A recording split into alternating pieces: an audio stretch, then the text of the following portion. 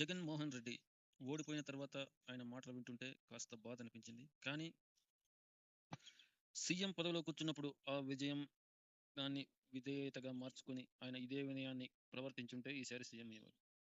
పదవిలో ఉన్నప్పుడు ఒకలా, పదవిలో లేనప్పుడు ఒకలా ప్రవర్తించే నాయకులు వేస్ట్. సీఎం పదవి అంటే ఆషామాషి కాదు. ఆ పదవిలో ఉన్నప్పుడు ఎలా ప్రవర్తించాలి, ఎలా ఉండాలి అన్నది చంద్రబాబు నాయుడు గారిని చూసి నేర్చుకోవాలి. ఈ సన్నబియ్యం సన్నాసి కొడాలి నాని ఇలాంటి ఇద్దరు ముగ్గురు నేతలు, వంశీ, రోజా, ఇలా చాలా మంది ఉన్నారు. ఇంకా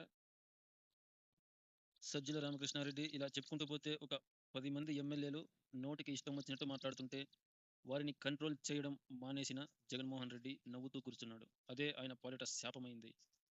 వాళ్ళను వారించి ఇది తప్పు అని ఒక్క మాట చెప్పకపోవడం జగన్మోహన్ రెడ్డి చేసిన తప్పు. ఆయన చెప్పకపోవడానికి కారణం ఆయన మనసులో అదే ఉంది కాబట్టి చెప్పలేడు. హ్యాపీగా ఫీల్ అయ్యాడు. అదే ఆయన కొంపను ముంచింది. ఒక సీఎం అంటే పక్కన వాళ్ళు ఏం మాట్లాడుతున్నారో గమనించాలి. అది మాట్లాడేది తప్పు అని నివారించాలి. అప్పుడే ఆ పదవికి ఉన్న హోదాను మనం నిలబెట్టుకున్నట్టు అవుతుంది. కానీ జగన్మోహన్ రెడ్డి ఆ పని చేయలేదు. ముసిముసి నవ్వులు నవ్వుతూ దాన్ని ఇంకా ఎక్కువగా చేశాడు. అందువల్లే ఓటమి పాలైపోయాడు. అసలు ఏందా 11 సీట్స్ ఇక్కడ, 151 సీట్స్ ఉన్నవి, 11 సీట్స్ పడిపోయాడంటే ఆ పరిపాలన ఎంత చెత్తగా ఉందో చెప్పొచ్చు. ఇప్పుడు మనం మెయిన్ మాట్లాడుకుంటే ఆయన లాస్ట్ ఓడిపోయాక మాట్లాడిన మాటల గురించి మనం రివ్యూ మాట్లాడుకుందాం. జగన్మోహన్ రెడ్డి గారు అన్నారు, అది ఇచ్చా, ఇది ఇచ్చా, అది ఇచ్చా, ఇది ఇచ్చా అని. ఏవేవి ఇచ్చాడు? ఎందుకు ఇచ్చాడు? అక్క చెల్లెమ్మలకు ఇచ్చాను, కానీ ఓట్లు రాలేదు. ఎక్కడ జరిగిందో తెలియదు అంట. ఏం తెలియదు నీకు? డబ్బిస్తే ఓట్లు పడతాయి అనుకుంటున్నావా? నువ్వు డబ్బు ఇవ్వాల్సిన అవసరం లేదు. జగన్మోహన్ రెడ్డి గారు, మీరు చేసిన తప్పు. డబ్బిస్తే ఓట్లు పడతాయనుకోవడం మీ భ్రమ.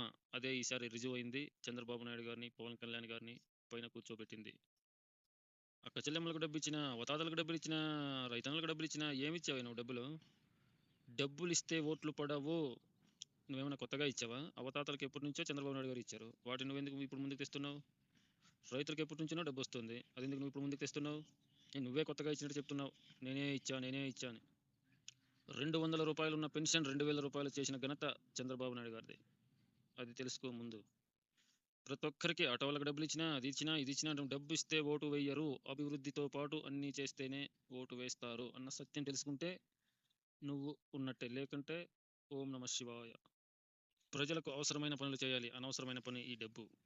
నిత్యావసర సరుకులు, ప్రజలకు ఏదైతే నిత్యావసరం అవుతాయో అవి నువ్వు సబ్సిడీలో కానీ తక్కువగా ఇస్తే నువ్వు ఆ 10,000 సంవత్సరానికి ఇచ్చినా వేస్ట్. ఇక్కడ 50,000 అయిపోతాయి.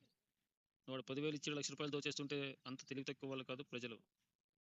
చంద్రబాబు నాయుడు గారు ఉన్నప్పుడు పెట్రోల్ 80 రూపాయలు, ఇప్పుడు 110 రూపాయలు. డీజిల్ 70 రూపాయలు, ఇప్పుడు 100 రూపాయలు. ఇది గమనించరా? ఆటోలకు నువ్వు 10,000 ఇస్తే సంవత్సరానికి ఇక్కడ 50,000 దోచేస్తున్నావు. అది గమనించరా? అక్క చెల్లెమ్మలకి ఇచ్చానంటున్నావు. అందులో నిత్యావసరకులు ఉప్పు, పప్పు, బెల్లం, బియ్యం ఇవి ఎంత రేటు పెరిగాయో ఆలోచించావా? ఒక నూనె ప్యాకెట్ చంద్రబాబు నాయుడు గారు ఉన్నప్పుడు 80 రూపాయలు. నీ హయాంలో 160 రూపాయలకు నేనే కొన్నా. ప్రియా గోల్డ్ పామాయిల్ 160 రూపాయలు. నువ్వు 10,000 ఇస్తే ఇక్కడ 1,00,000 రూపాయలు అయిపోతుంది. నువ్వు నిత్యావసరకులు తగ్గించుంటే ఈ 10,000 ఇవ్వాల్సిన అవసరం లేదు, నీకు ఓట్లు పడేవి. ఇక్కడ 10,000 ఇచ్చి అక్కడ 1,00,000 రూపాయలు దోచేస్తున్నారని అందరికీ అర్థమైపోయింది. జరిగింది అదే. ఇప్పుడు ఎవరెవరికి ఇచ్చావో, నువ్వేమేమి ఇచ్చావో, 10,000 ఇస్తే అక్కడ 1,00,000 రూపాయలు దోచేసావు. 20,000 ఇస్తే అక్కడ 2,00,000 దోచేసావు. అది తెలుసుకుంటేనే ముందు మీ పార్టీ బాగుపడద్దో లేదో తెలియదు, కానీ ముందు అది తెలుసుకోండి. చంద్రబాబు నాయుడు గారు అన్నట్టు అమ్మ ఒడి నాన్న బుడ్డి, ఆ లెక్కలో ఎంత పోయిందో ఏంటో అందరికీ తెలిసిందే.